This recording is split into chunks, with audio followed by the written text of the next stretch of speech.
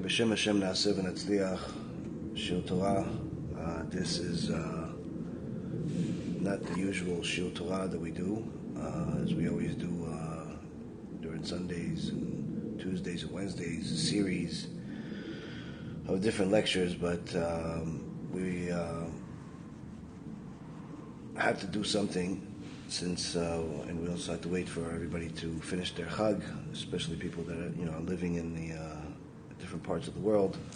Their Chag is, their holiday is finishing now, or is finished in the last hour or two. So the situation in Israel is the worst it's been since the founding of the modern state.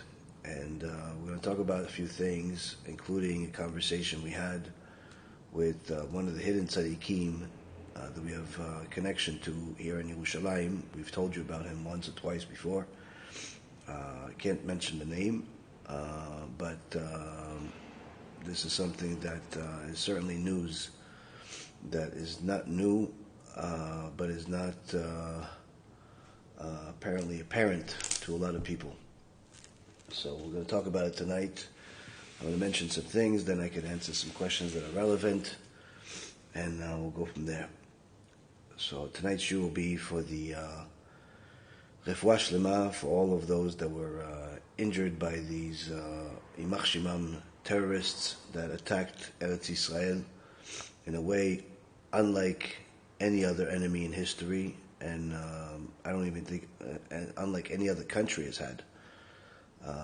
And even now, as I'm discussing this, we have different terrorists that are on the line right now saying all types of things about free Palestine, and of course the usual terrorists that like death and like horror, because that's their life. So this is something that apparently some of you are just finding out about right now, so I'll save you some time as far as the news, because you'll see a lot of different horrible things, a lot of really just god-awful things in the media right now that is actually being publicized by the terrorists themselves, of how they broke through the borders of Eretz Yisrael and went into different kibbutzim and literally just murdered everything they saw, going house to house and killing or kidnapping the people that are there. In addition to that, there was a bunch of secular Jews that instead of being at the synagogue celebrating Shabbat and Simchat Torah, they were dancing in the middle of the desert over there, with the images show that they were dancing next to some big idol that looks like a Buddha statue. Literally remind you of the golden calf. And the person that took the footage didn't realize what he was videoing, but at the time he was videoing the people dancing there, and in the background you're seeing the terrorists, Hamas terrorists, Palestinian terrorists, parachuting into the party. They obviously had knowledge of that this party was going to happen. There was about 3,000 people there, and as they're parachuting into it, you're seeing parachutes in the background with different flying devices, and literally once they start shooting from the air, and they land and they start shooting everyone that they see. Hundreds and hundreds of people murdered in cold blood. The media at this point has only been permitted to admit that there's over 700 people murdered, 2,300 have been injured, and hundreds have been taken hostage. It would be fair to say that the numbers are much greater than that, and this is unlike any other war that Am Yisrael has ever had in recent years, And quite frankly, if you look at the number of dead that happened in such a short period of time, this is even worse than wars that are happening outright in Russia and Ukraine right now, or different countries. And this was a planned attack that they apparently they did not want to take seriously, as a Kadosh Baruch Hu literally blinded all of the different leaders and divisions of the Israeli Defense Force, people that used to or serve in the army, specifically even there, say that when they were guarding the border, even if a goat or a sheep or even a bug would go on the fence, they would have knowledge of it and they would be woken up in the middle of the night over it. Whereas here, the attack happened for 8 hours before there was any response by the Israeli Defense Force. In 8 hours, you could literally go from one end of Israel to the other. So 8 hours is obviously shows that there's a hand of God here that blinded us to in a situation that we have to feel this pain. And of course, as the Gemara in Masechet Megillah and several other places say, that from all of the enemies that the Jews will have, the ones that are the worst of all, and the prophet Daniel says will be punished by the time of Mashiach, worse than all as well, is Ishmael. And while a lot of lefty liberal, including Jews and non-Jews, try to defend the Palestinians and these different terrorists, not realizing that everything that they've watched and they know is all propaganda nonsense, now this is shown to the world how vicious these people are, where they literally kidnapped 85-year-old women, children. They're having their videos taken of them abusing 5-year-old kids, having other little Palestinian terrorist kids beating up 5-year-old kids that they kidnapped, shooting them just because. The whole thing is surreal.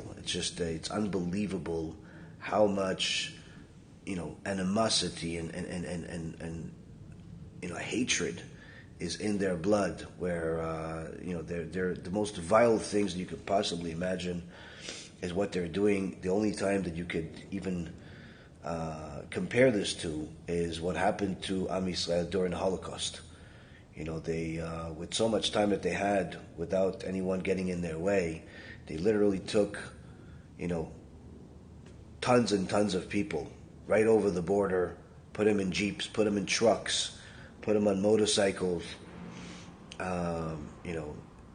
terrorized the women in the most vile ways you're seeing, and then many times just killing them.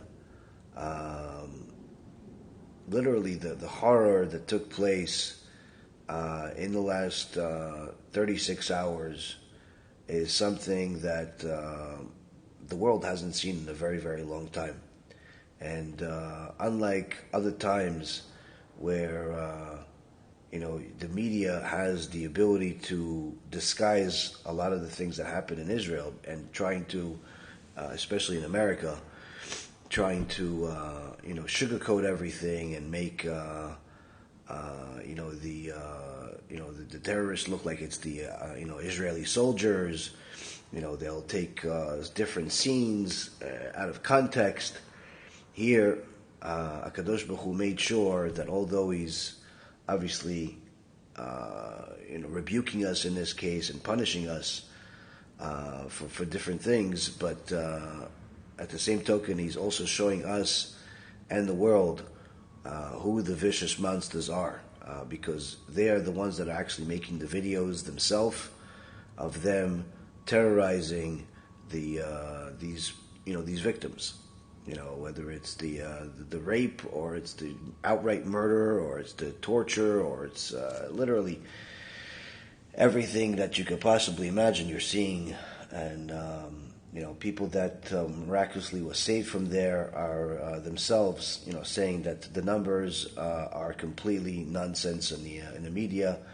One particular guy says that there was just in one particular road that they took over, and even after they took over the police station, they stole a bunch of uniforms and pretended to be a police force, and they blocked the roads. And as soon as they got everybody to stop, they just started shooting everybody. And he said that, when he got there, by the time he realized what was happening, there was at least 300 bodies on the floor. Literally a complete massacre. A complete massacre, unlike anything else. And they're not, shooting at, this is not a war like you have one army against the other. They're just going outright for civilians. And unfortunately, this is something that was predicted by some people that were very familiar with the risk just in the last several months. But even more than all of this, and I'm sure that some of you are going to spend some time on the internet and on the media looking at the news, and I can assure you that whatever you see in the news is nothing in comparison to the reality. So I'm going to tell you a few things, because I'm not here to be a news reporter. I'm going to tell you a few things that you're not going to hear in the news. And these things are really the message that every Jew or anyone that loves HaKadosh Baruch Hu and the Holy Torah needs to know, and make sure that you take this to heart, because this is not this is not necessarily going to be the easiest message in the world. Let's just say that. Now, on that day, I happened to wake up early, and you're hearing, everything is fine, it's beautiful, and then all of a sudden you're hearing all types of, something that sounds like an explosion, and you're not really sure what it is.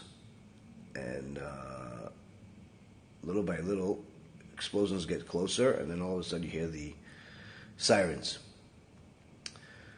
And then we realized that what I was hearing I estimated it to be for at least a half hour, was what I thought it was. It was just far away. And of course, this is not the thing that you want to hear. But this was nothing in comparison to what was happening there. What was happening in the south, what was happening in the border at that time.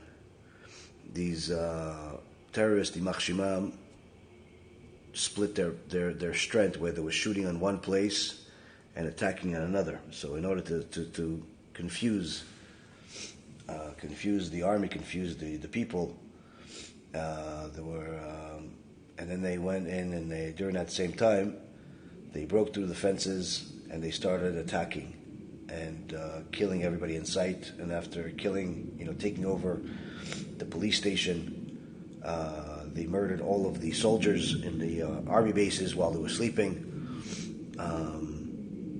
And they just started blowing stuff up and then going house to house. Now, at this time, we didn't know. We were in a different place. We didn't know all this is happening. We're far away. We just know that there's, the usual, unfortunately, the missile attacks that they have. And unfortunately, this is a sad thing to be used to, because if something like this happened in America or in any other country in the world, if somebody even threw a grenade at America, they simply wiped them out. Just think of what happened in September 11th in America. They attacked America with the planes, and regardless of all the conspiracies and everything else, the reality is you see that trillions of dollars were spent to annihilate any enemy and potential enemy over the next decade and a half. Here in Israel, they have gotten used to being attacked by their enemies with rockets on a regular basis. And the only thing that everybody mentions is that, oh yeah, but they have the Iron Dome. Little did they know that the Iron Dome doesn't necessarily have 100% success, and number two, it's still not a way to live. It's still not a normal thing. But unfortunately, Israel has a government that is scared of itself. It's scared of its so-called friends, and they're not allowed to attack whoever they want to attack. They're not allowed to attack their enemies. They have to simply live with this. So you have these types of rockets coming every so often, and sometimes it's worse than others. And they can't just go to the enemy's land and just simply annihilate them like they could. So the rockets are almost something like people have gotten used to it, but what they never ever will get used to is what happened at the same time in these kibbutzim, where they attacked 20 different places at the same time and murdered hundreds and hundreds of people in cold blood. Now, the day before this happened, we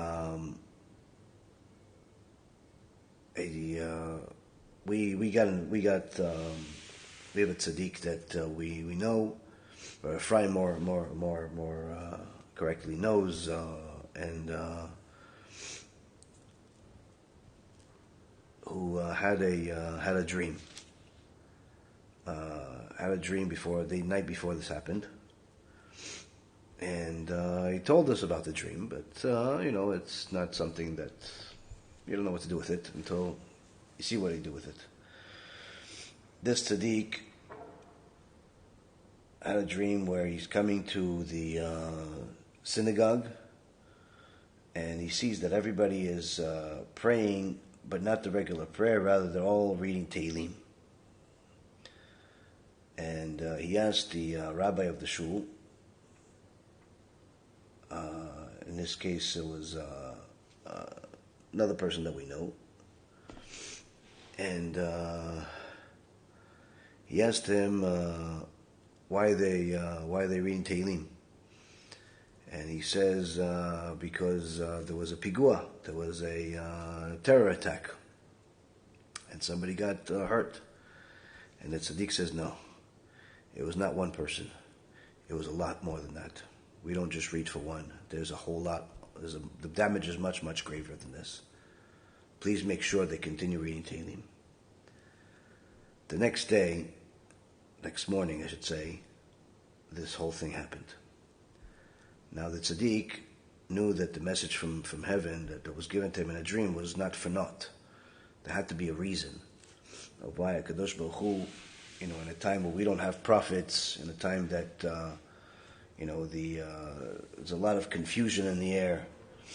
When Hashem sends you certain messages, you have to take advantage of it and try to see what else you can find out. So he did something that only few people in the world know how to do properly, and it's only done very few times because it's so difficult to do.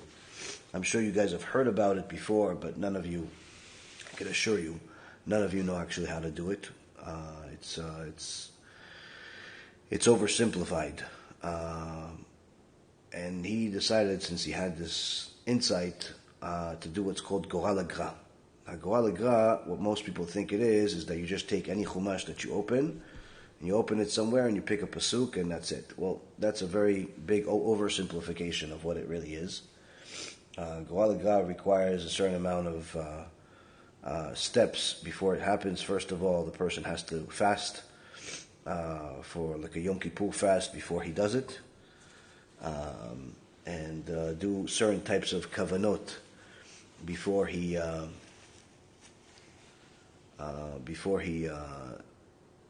opens the book. And the book itself, the chumash that he's using, cannot be a regular chumash. It has to be a unique type of chumash that you don't really find in regular stores. It has, just the words of Torah in it. It's not the chumash that you're going to buy from a store. It's not something you're going to buy on the internet either. And he has to open it in a certain way, following a certain order, until he arrives at that particular pasuk. Now, because we know the Tzadik and because he wanted us to publicize this, he told us exactly what it was. And the pasuk is from Parashat Kedoshim in chapter 20, verse 22. The question was, why did this happen? What is the cause of this horrible, horrific attack? And you're not allowed to ask more than one question, and this is the answer that he got. And the pasuk says, "Ushmartem et kol chukotai, ve'et kol mishpatai, ve'asitem otam, ve'lo taki etchem haaretz asher ani mavi etchem shama lashevet ba." Translation: You shall observe all of my decrees and all of my ordinances and perform them. Then the land to which I bring you to dwell will not disgorge you. Here, the Tzadik, who also has to have the ability to interpret this properly, hence the reason why the average person can't do this, and even a regular Talmid Chacham can't do this. It's people that are well versed in Kabbalah and of the highest caliber. He was shocked at this because, of course, the obligation to keep the Torah, the obligation to keep the mitzvot is already something we have for over 3,000 years. It's nothing new. But throughout all the generations, we've had a Kadosh Baruch Hu, in His mercy, have patience with each and every single one of us, with us individually, with us as a nation, and of course, from time to time, He would send different messages. He would send different messages, whether it was the pogroms, the inquisitions, the Holocaust. And we thought we got all the messages that you could possibly get before the final war, before the war of Gog and Magog that's prophesied by the prophet Ezekiel in chapter 38, or Zechariah in chapter 14. But throughout all this time, we got a lot of different messages. But now the Tzadik says this is a message unlike anything else we've ever gotten. Why? Because here Kadosh Baruch Hu is clearly telling us, and if it wasn't written, we wouldn't be allowed to say it. Here He's telling us, no more patience, no more discounts. Either keep everything, or you'll have to pay the price. Whether it's the land will vomit you, or you'll simply disappear from the land, like what happened to thousands of people in the last 24 hours. No more discounts. No more keep Shabbat, once a year, and, God will understand you. Protect your breed for 40 days, and you'll be okay. And after that, you can go back to your, inappropriate relationship with self or with others. Simply put,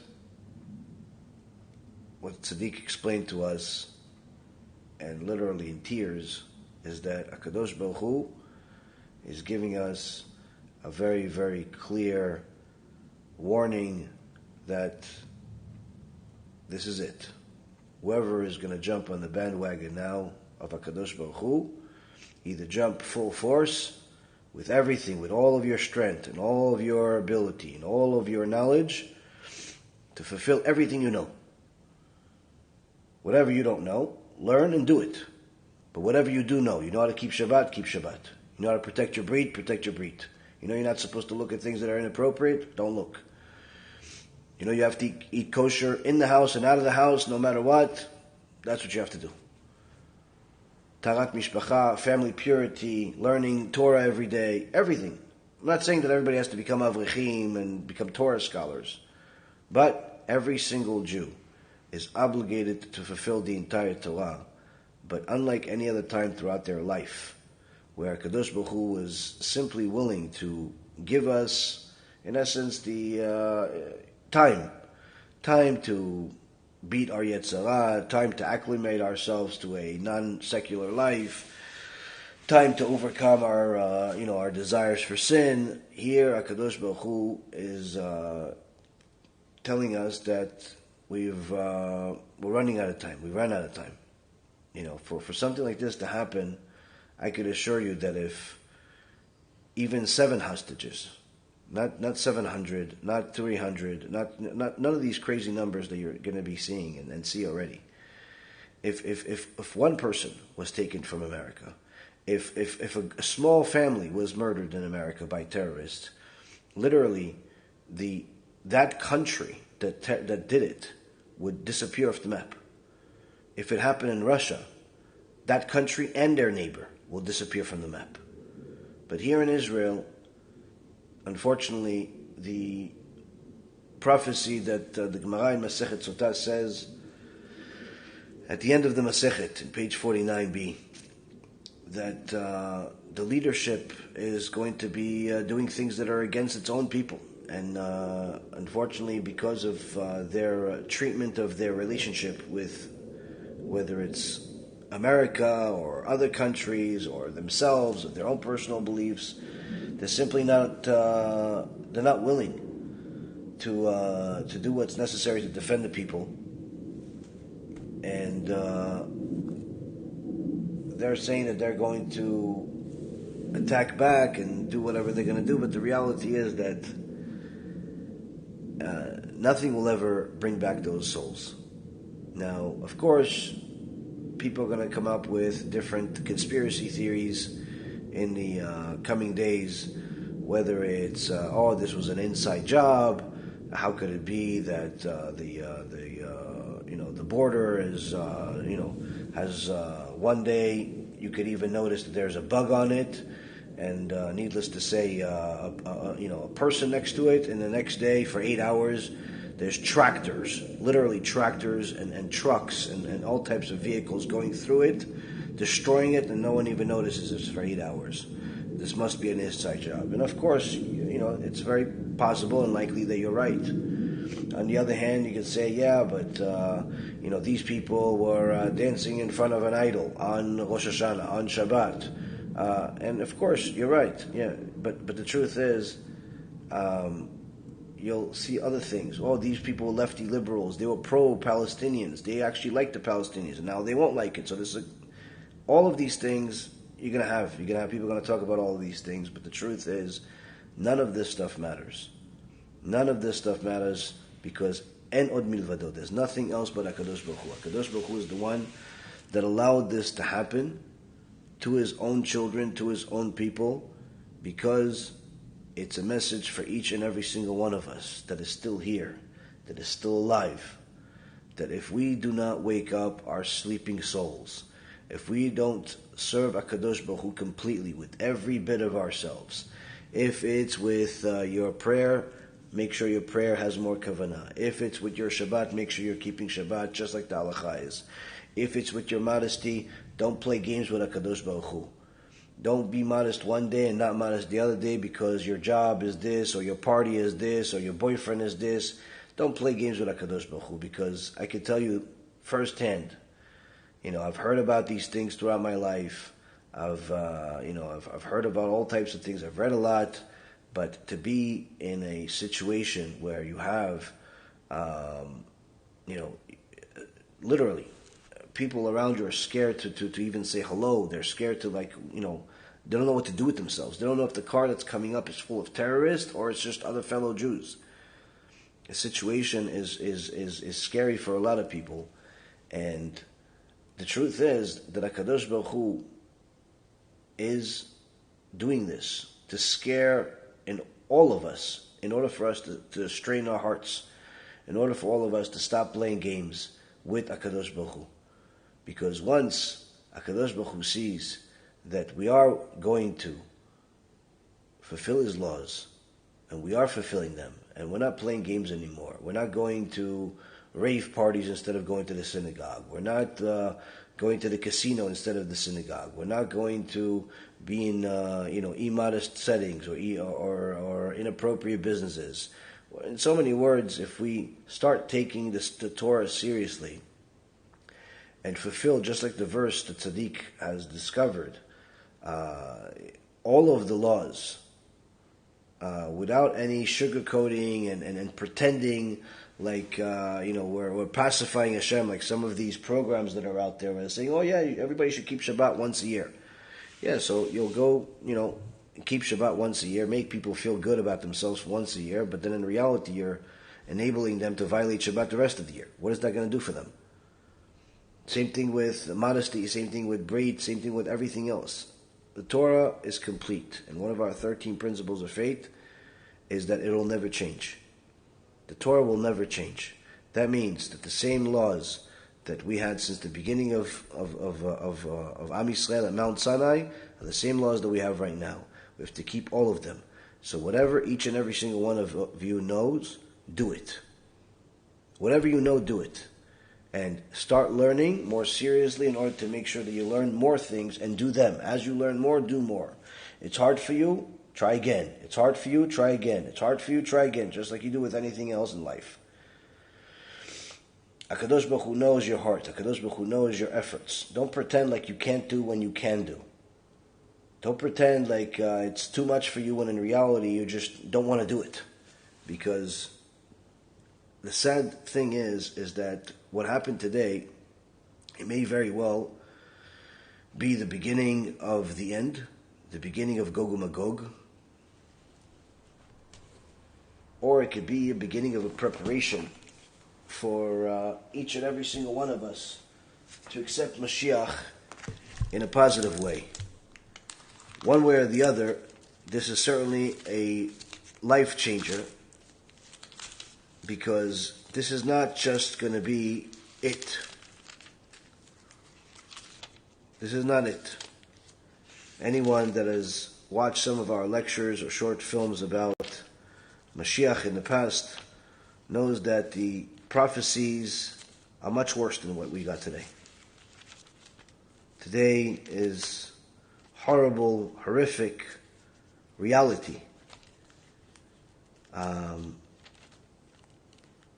But I'm going to read you some of the things that are prophesied to happen before Mashiach comes.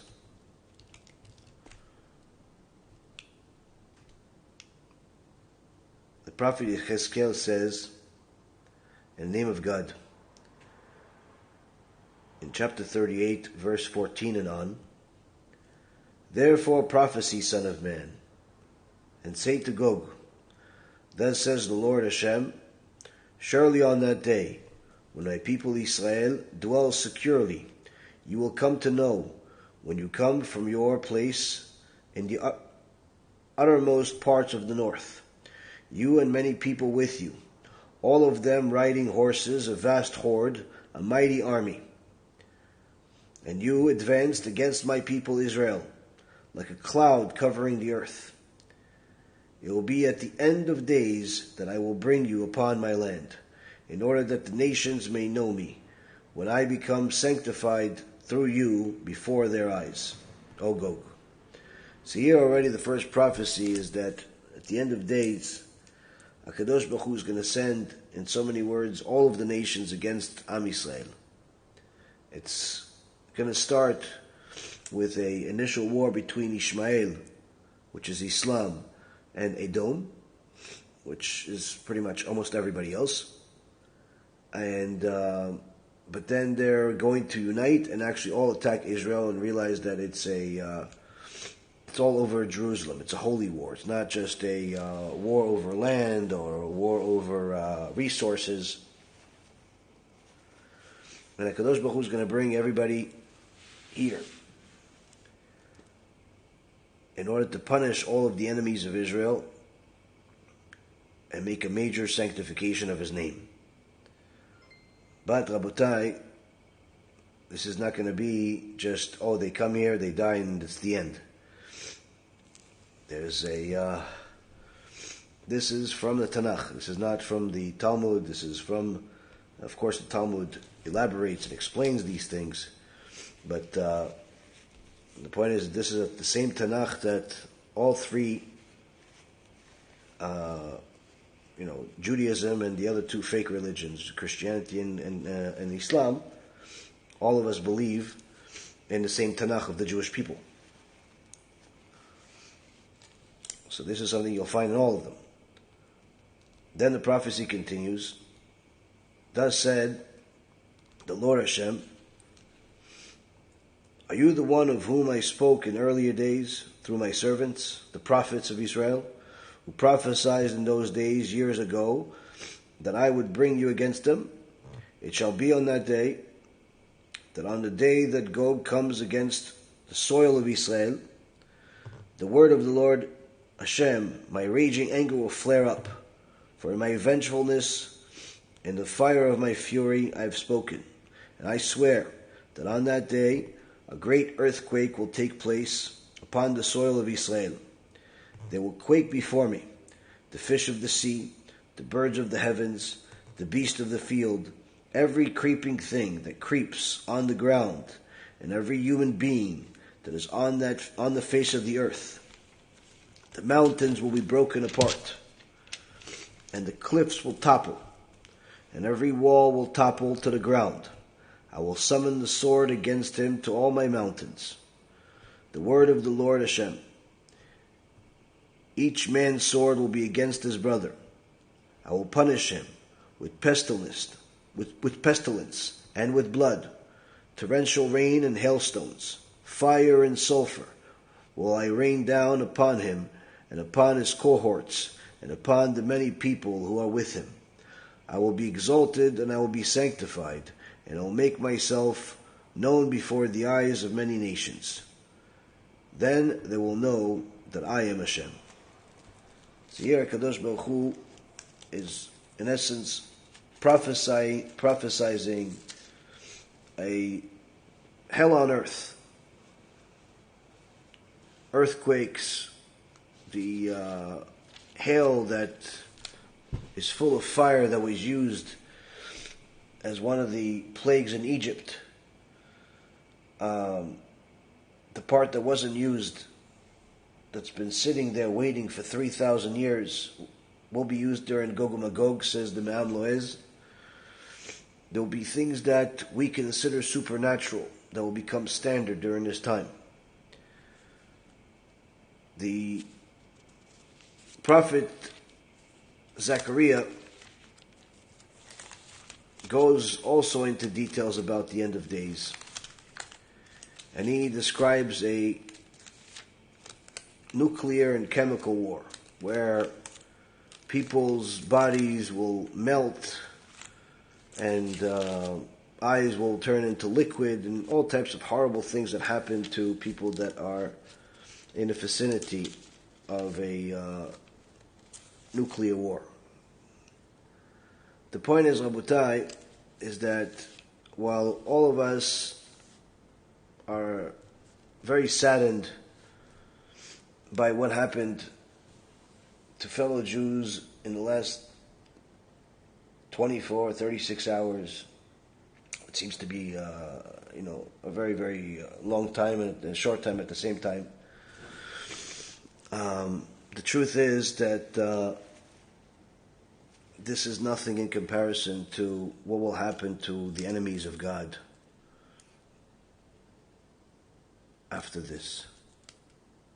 And each person needs to make a decision right now which side they want to be on. If you believe in the Torah, even if you don't know a lot about it, but if you believe in God, you believe in the Holy Torah, you have prophecies inside the Torah telling you that the end will be horrific. All of the enemies of God will be destroyed. Enemies of God means enemies of the Torah, enemies of the Jewish people. Unfortunately, some of the enemies of the Jewish people are also Jewish people, as far as their mothers being Jewish.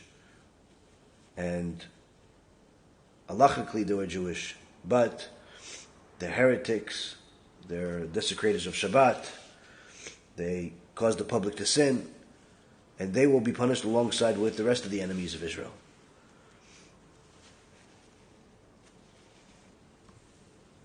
If you have any belief in HaKadosh Baruch Hu and in His Torah, you should know that anyone that hurts the people today, especially those that are laughing about it, making comments about it, every single one of them will be punished to no end.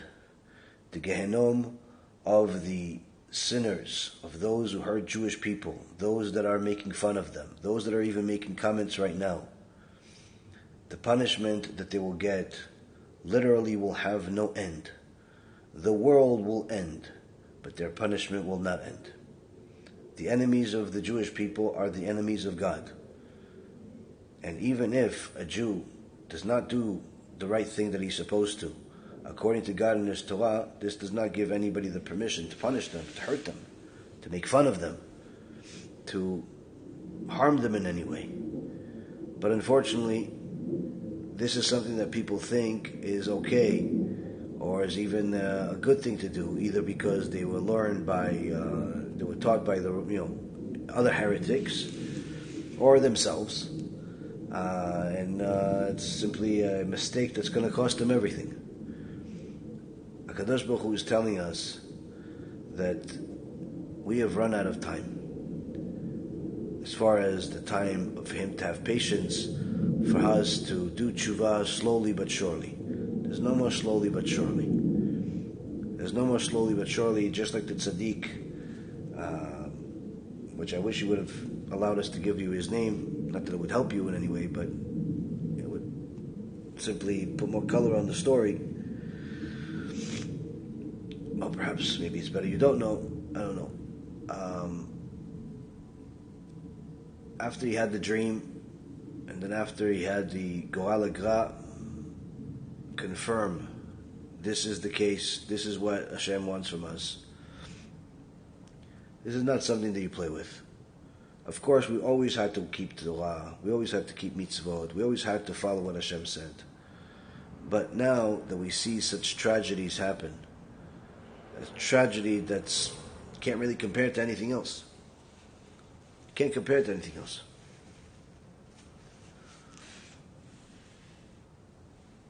And how do you get out of this tragedy? Not even, the dead people, may Hashem have mercy on them, regardless of whether they were observant of Torah or not, may Hashem have mercy on them, and at least their death will be as a kapara for them. But what about all these hostages? There's simply no way to even figure out how to deal with it. I mean, they had one hostage, Gilad Shalit, that literally for several years the whole country was up in arms about. Now we're talking about hundreds of hostages. Hundreds. This is something that never happened before. So really, Hashem put us in a situation where we realize, just like the Gemara in Masechet Sotah says at the end, "Ein al mi lismoch ela el Avinu shebashamayim." There's nothing for us to rely on other than HaKadosh Baruch Hu, our Father in heaven. We can't rely on the government. We can't rely on our allies. We can't rely on the army. We can't rely on our intellect. We can't rely on our money. Can't rely on our reputation. Can't rely on our reputation. Can't rely on anything. Can't rely on anything but HaKadosh Baruch Hu to get us out of this unprecedented situation, to put us in a situation where this is just a distant bad memory, but it's everything worked out. This is literally it's impossible to think that way of how we can get out of the situation. How these poor people, literally little children, these evil monsters, took little kids, 5-year-old kids, 2-year-old kids, as hostages. 80-year-old women. Literally, they had no difference. It didn't make a difference for them who it was. And these Hamas terrorists, it's Palestinians, Yimach Shimam v'Zichram, they've claimed they want peace, but obviously this is what peace looks like in their eyes. This is what peace is in their eyes. Their peace means our death. And although HaKadosh Baruch Hu will allow them to be used as a stick to rebuke his kids, he's never going to allow them to annihilate us in any way. But the same token, this doesn't mean that the process is not going to hurt. So as I said in the shiur that I did with Rav Ephraim earlier today, some of you that have family members that perhaps were some of the victims, or some of you that have watched, many of these videos and didn't have the tools to handle it. You're traumatized now. You're scared to leave the house. You're scared to, function. What do? Baruch Hashem, HaKadosh Baruch Hu gave me a lot of suffering, especially over the last 20 years. And I would say the last 17 years or so, I've become relatively an expert in suffering. Suffering that I've told you about, and suffering that I won't tell you about. And I can tell you this from experience. Trauma, suffering, it's either going to make you and build you, or it's going to break you. It all depends on how you treat it. If you view your suffering independently of the Torah, and you just look at whatever suffering you have, your financial hardship, somebody died, any type of traumatizing experience, and you just view it as just your personal experience, then that suffering will break you. Because you're allowing that suffering to park in your heart and terrorize you without paying rent, without having permission to do so, without even having the control of when it does it. You're going to think about this trauma over and over again for the rest of your life from your perspective. And that suffering, that trauma that you have, will simply ruin everything that you have. Will ruin your family, will ruin your marriage, will ruin your relationship with your loved ones, will ruin your ability to perform at work, will ruin your ability to have a relationship with anybody. It will ruin your ability to even have a relationship with God. But if you look at suffering from the perspective of the Torah, you look at suffering from the perspective of the Torah that tells you, En od milvado, there's nothing else but Him. Meaning that every single thing that happens in this world, it's all from HaKadosh Baruch Hu. This is why no matter who dies, whether it's a little kid, chas v'shalom, or an older person, chas v'shalom, a boy or a girl, or a man or a woman, Jews always say, Baruch Dayan Hayemet, blessed is the righteous judge. Meaning that no matter who this person was, if HaKadosh Baruch Hu took him from this world, regardless of what way that He took him, certainly He is the blessed righteous judge. Meaning, the best thing that you can possibly do is what Hashem did. Now you may not agree, but that's only because you only have part of the picture. You're only seeing one side of the wall. Whereas HaKadosh Baruch Hu sees the entire picture. He sees what this person needs, how it affects other people, the decrees that were connected to him, his previous carnations. He sees every single thing that's relevant to this person, and not just your own personal perspective. And HaKadosh Baruch Hu can take somebody that literally was not keeping any Torah and mitzvot, and take him from this world in such a fashion like He did today, and that death will be much more valuable to that person than what that person was doing for themselves, because now that they died that way, they died because they were Jewish, they become a Arugei Malchut. Arugei Malchut is, that death is a kapara for them on many of their sins, meaning that death is more valuable for their eternal status than the way they were living their life. And even more so, when a person understands that everything comes from God, that HaKadosh Baruch Hu knows exactly what to do with His children, that He has been waiting for us since creation, but especially in the last 3,300 years since Mount Sinai. He didn't put us here just to destroy us, just to toy with us, just to torture us. He's obviously been waiting for us for all of these years, for thousands and thousands of years, for us to do tshuva, because He knows that we can do tshuva. It's just really a matter of our own personal willpower.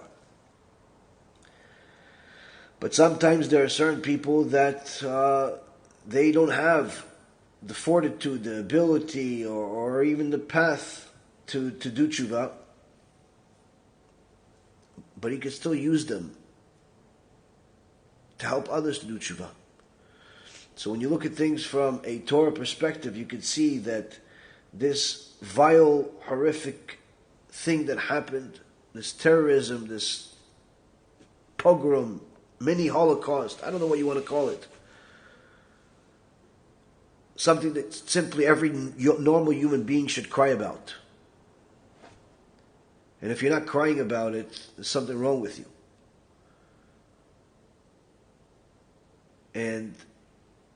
But once you find out who has been taken hostage, and who has been murdered, who has been raped, and who has been tortured, and who has been killed, you find out all these thousands and thousands of people, real people.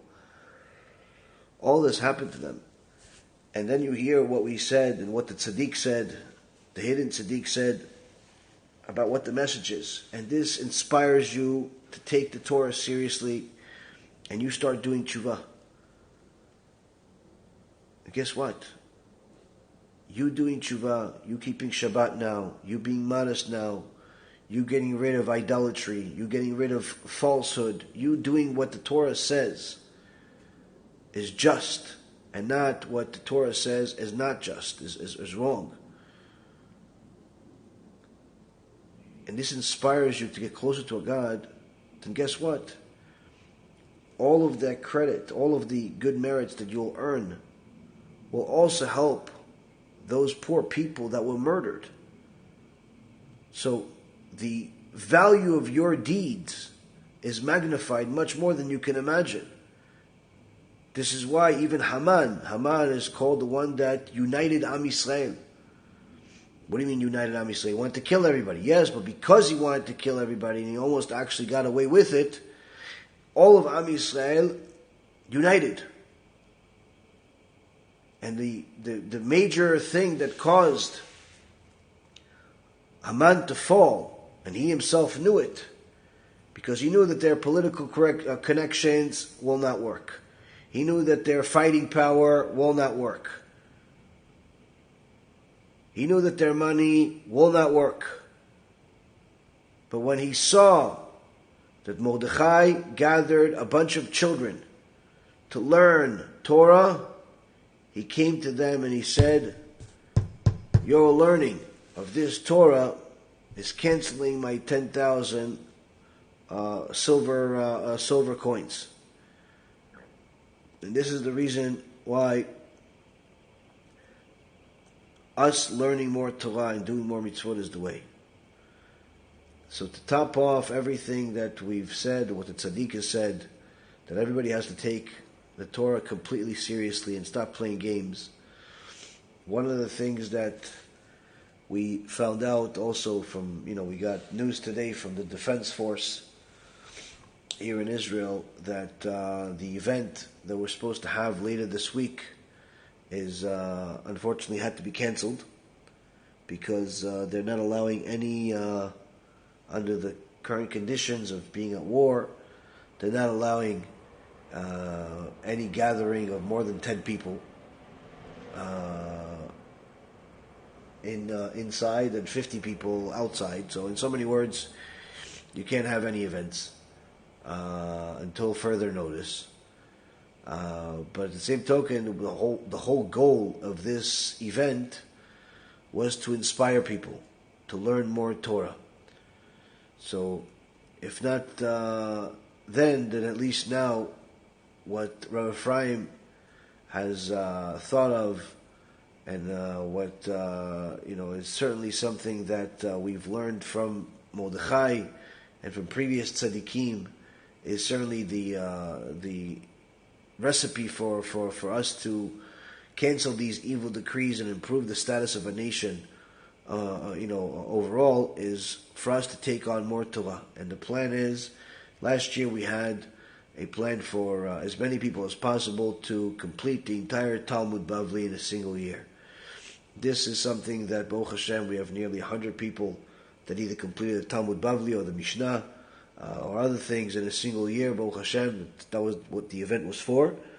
But now what we're thinking is that, for all of you that can't perhaps, or don't think that you can complete the entire Talmud in 1 year, but you are, you do want to learn, you do want to contribute, not just for your own learning, but for Klal Yisrael, to take upon yourself to learn as much as possible. Maybe another, 100 dapim, 300 dapim, 500 dapim, 1,000, 2,000, depending on, how much you're doing now, just up it even more, so we can get to an extra 1 million dapim of Gemara between now and next year's Simchat Torah. 1 million dapim of Gemara, this is somewhere in the neighborhood of about 350, 400 chassis. But the reality is that even some of you that are my students that are doing Daf Yomi, that's 360 pages, or some of you that are learning on your own and are doing a little bit more, that's, you're doing 500, 700, 1,000 dapim per year. So all of that, push yourself to the max, do even more, and send us how much you're committing to learn, so we could note everybody and know exactly if we got to that million mark. And once we take it on, once we have enough people commit to learning the Shas and getting to that million mark, it's as if we completed it. It's as if we completed it. In the eyes of the Bet Din of Heaven, it's as if we completed it. And that could easily be something that will cancel the decree that is upon Am Yisrael, not just in Israel, but worldwide. For any of you that have been perhaps unaware, but there are anti-Semitic attacks everywhere. There are also just general attacks against the norms of society everywhere. There are different parts of America right now that are being completely destroyed. Literally, towns are being destroyed by all types of people that are, motivated by the Satan apparently to destroy everything. There's different strange things happening all over the world right now. So this is not the time to sit back and relax and wait for it to be over by itself. Everyone has to contribute something, and the main thing that a person contribute is by learning Torah. Now, of course, some of you that are not Jewish and are not obligated to learn Torah, there are things that you can contribute as well. Certainly, the prayers, anyone that can pray for the sake of Am Yisrael is certainly helping. At the same token, anyone that can contribute money to help us help other Jews, whether it's the Jewish people that are in need or some of the things that we're doing also behind the scenes. We got a call today by a group of soldiers that want us to help them get a tzitzit for every soldier. Some of these soldiers never wore a tzitzit in their life, but they are going to war and they want as much protection as possible.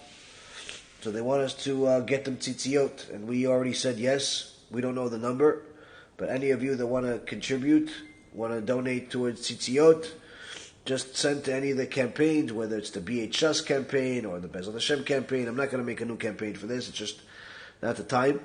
But there's going to be a lot of tzitziot, Bezat Hashem, and each tzitzit costs money. So if you want to be part of that, you want to contribute enough money for 10, 50, 100, 1,000, 2,000, 50,000 tzitziot, no number will be enough. No number will be enough. So whatever you contribute, please do. Others are asking us to help them financially for food because, unfortunately right now there's what's called a machzor being predicted, where there's going to be a deficiency in food and supplies, so people need help. So we're trying to help them there as well. We sent some food to somebody today that couldn't afford it, and whatever. The story is that we're going to continue doing what we do as far as teaching as well as helping people in every way that we possibly can. And there's just not enough time to make a campaign for everything and to discuss everything. I'm telling all of you that actually care about our work and care about Am Yisrael and care about the Torah and want to contribute, this is another way that you contribute. It's simply helping us help other people. If you could learn the Talmud Bavli, certainly that is a big help. If you can learn and give money, that's even better. If you can't learn but you can give money, that's fantastic too. Point being is that every single person has to take on something, but this should not be something that cancels out the first part of what we talked about, which is that becoming closer to Hashem by following all of His laws. By following all of His laws and not taking everything lightly. Taking everything seriously. If you are in a forbidden relationship, end that relationship immediately. End that relationship immediately. Don't play games with Hashem. If you're in a forbidden relationship, but you're converting, or the other person is converting, fine. Don't touch each other until the conversion is done. Show HaKadosh Baruch Hu that you're taking Him seriously. The more you take HaKadosh Baruch Hu seriously, the more you'll have blessing in your life, and the more protection you'll have. And that protection you need more now than you can ever imagine. Some people think that they're safe because they're in Australia, or they're in America, or they're in wherever they are in the world, and they're not seeing any rockets in the air. They're not hearing what I'm hearing right now in the air right now as I'm speaking to you. But I can tell you, no one is safe. No one is safe right now. The Gemara in Masechet Menachot, page 23, says that HaKadosh Baruch Hu does not punish over missing out on doing positive mitzvot. Meaning that if, let's say, for example, somebody has a four-cornered clothing like this, then he has to, as a Jew, he has to put on tzitzit. He has to put on these strings on it if he has a four-cornered clothing. But if he doesn't have a four-cornered clothing, then he doesn't have to put on tzitzit. That's under normal circumstances. But the Gemara says there are times where HaKadosh Baruch Hu allows the Midat Adin to rule. What's the Midat Adin? What does that mean, the Midat Adin to rule? It means that He allows the Satan to get off of his throne, roll up in sleeves, and start walking in the streets and start murdering people without anybody getting in his way. Shem Yishmor v'yatzil. The Midat Adin is out there. Right now, the Midat Adin is out there. Right now, the Midat Adin is out there. Nobody is safe, except people that take the Torah seriously.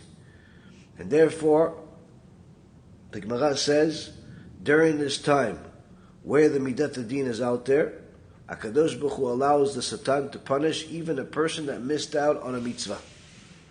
Meaning that if he didn't wear a four-cornered garment, he didn't have to put on tzitzit. Right? That's in the normal circumstances. But under the times where there's the Midat Adin, that's allowed permission to walk the streets, the fact that he didn't wear a tzitzit, even though he didn't have to, but the fact that he did it, he gets punished for that. Why? Because he was expressing arrogance as if he had so many good deeds, he didn't have to wear a tzitzit. And the same goes for everything else that we do. There are certain mitzvot that some of us do only when the opportunity arises, only when it's perfectly fit. We give only when it's a large amount. We do only when it fits our schedule.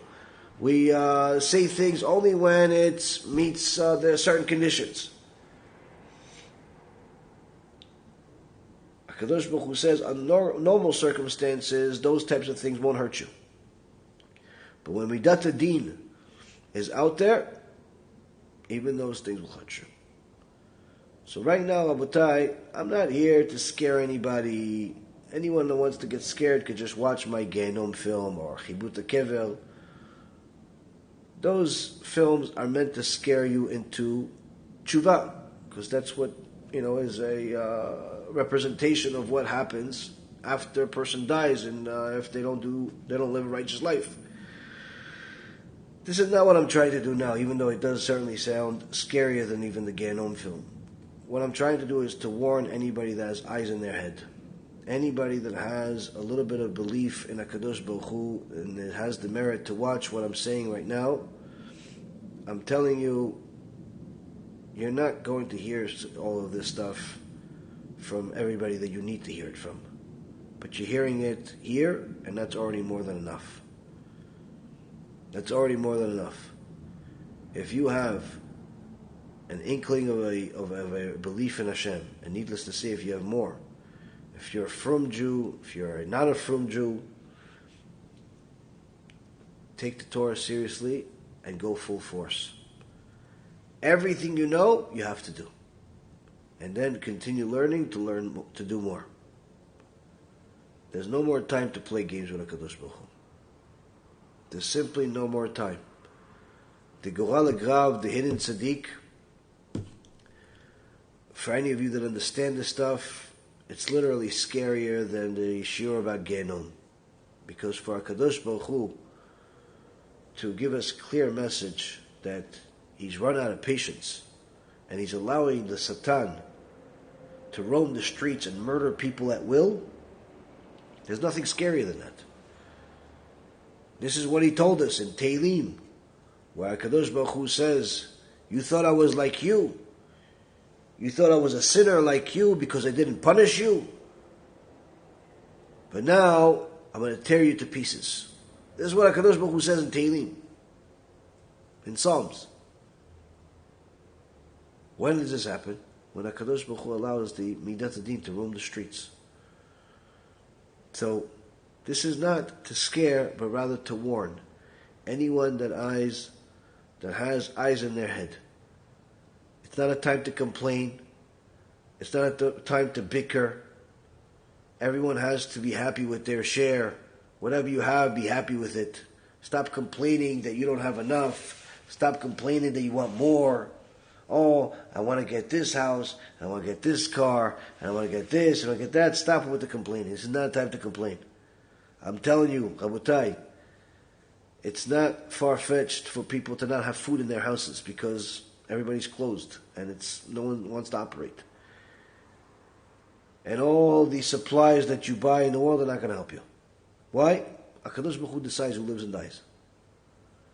At the time of the destruction of the Beit HaMikdash, one of the richest women in Israel, the Gemara in Masechet Gittin says, one of the richest women in Israel sent her servant to the store to buy bread. He went, and then he came back without bread, telling her, the bread that you like wasn't there anymore. So she said, okay, so buy something else. He went to buy something else. He said, yeah, but the second, he came back without nothing. She goes, why didn't you buy anything? She goes, oh, because the second thing that you asked me to also wasn't there. She goes, okay, so just buy anything. He went there, and he came back with nothing again. She says, by now, everything has run out. There's no more bread. The woman ended up starving to death. She went into the street with a bar of gold, a bunch of gold that she had. She said, look at how much gold I have, but I can't buy even a loaf of bread with any of it. And she died in the street. Rabotai Karim, when Midat Adin is there, it's not a time to joke. If you're a woman that's married, it's a Jewish woman that's married, you don't have your hair covered, put a hat on immediately. Don't play games. If you're a Jewish man and you're not learning Torah at least for a couple of hours a day, start immediately, with as much time as possible. If you're a Jew that's still wasting seed, because you're watching pornography, all types of other things, stop immediately. Don't even look at your member. Don't even look at your member. Don't play games with HaKadosh Baruch Hu. And for all of you that are haters of Jews, haters of the Torah and so on, the only thing I can tell you is that your time is coming. Your time is coming, and the punishment that you will get will be remembered for eternity, as the Prophet says. The punishment that you will get will sanctify Kadosh Baruch Hu's name.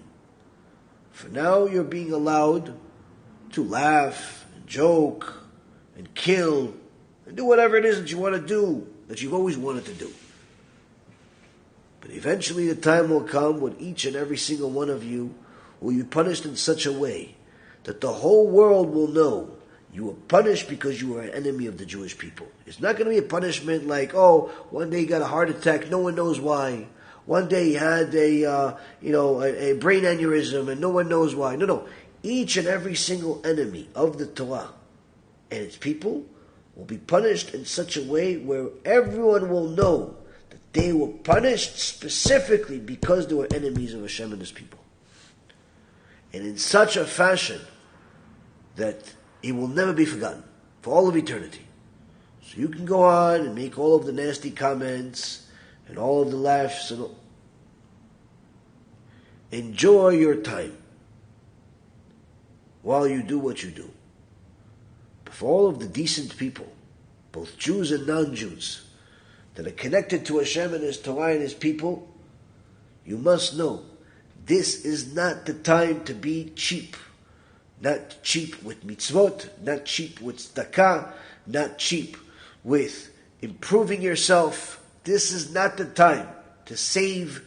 This is not the time to store extra water as your priority in life. No. The most important thing for you to store is more mitzvot, more opportunities. More opportunities to get closer to Hashem. More opportunities. Take another one, another mitzvah. Every mitzvah opportunity you have, gather as many as you can. We don't know when the next ball is going to drop. But I can tell you this, what happened now is something no one even thought was possible. All of these self-promotions of Zionism and the stupidity behind it, never again, well, here you go. Not only never again is failed, but literally worse than before. At least in the past, you can say they didn't have a country, they were under foreign control, but here you see literally a massacre of thousands of Jews in their own homeland. What never again? With all of the army, with all of the air force, with all of the weapons, with all of the intellect, HaKadosh Baruch Hu showed you exactly who runs the show. If HaKadosh Baruch Hu wants it again, it'll happen again. No one can stop it. And He can use anybody for that. He can use the Ishmaelim like He did today. He can use the Edom. He can use whoever He wants. On Friday, the topic of conversation in the media of Israel was the fight between the secular lefty liberals against the religious people, of how they went and interfered. The lefty liberals went and interfered in synagogues. They didn't want people to pray. They hate God so much, they didn't want people to pray. They went to different places, literally caused chaos, started beating up people because they're praying to Hashem on Yom Kippur, on Sukkot. Now, even some of them started praying. After seeing what happened, even some of them started praying. So, Rabotai Karim, this is not the time to play around. It's a time to take God seriously. I hope that this reaches your hearts and stays there without any edits. And Bezrat Hashem, HaKadosh Baruch Hu will help each and every single one of us serve Him and sanctify His name to the best of our. I've heard enough. New arrival screams echoing through the hallway to know that this ain't good. Once they pass them through the infierno, they don't come back. It's enough to make you go crazy. Do not think we fear you, Spirit.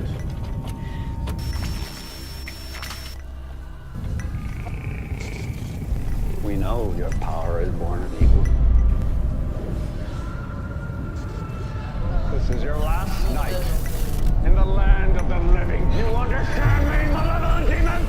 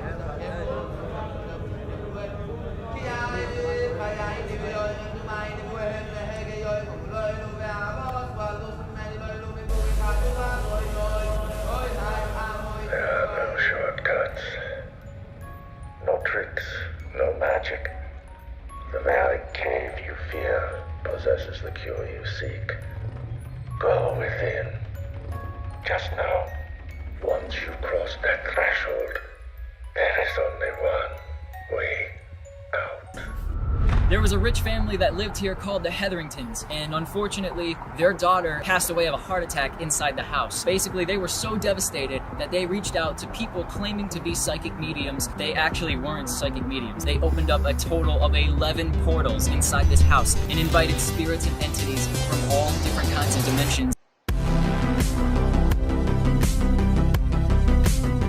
Well, I think there are certain pieces of evidence that there is an afterlife. Resurrection of the dead is affirmed pretty clearly in the Talmud and the Midrash. To be honest with you, to give this lecture is a nightmare. If it was up to me, I wouldn't do it. There's going to be some graphic details. This place is a maze. The person after death went to a place called Sheol. This is by far the largest near-death experience study that has ever been conducted. People go to a place and they experience weird things. And sometimes they actually will see a character of some type. Well, where did that come from?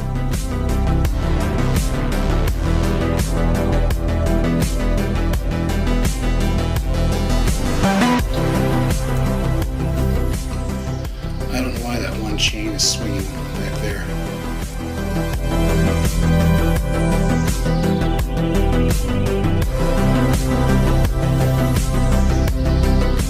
They may describe feeling profoundly peaceful, seeing a bright, warm, welcoming light.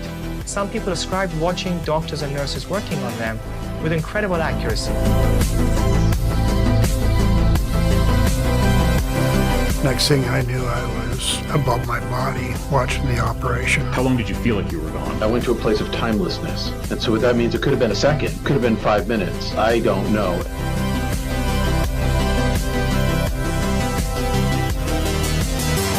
Can you imagine waking up from your sleep and not being able to move? As I'm lying there, I realized that there's an evil presence next to me. Do you believe that angels, demons exist?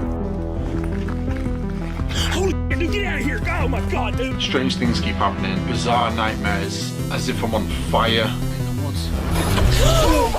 Whoa, what the hell is this? Man, I've got bad chest pain. Satan's Hollow is what it's called, the portal to hell. Some people calling it an eye of fire, while others said it looked like the portal to hell opening up. And the next thing I know, I was outside of my body, looking at my body.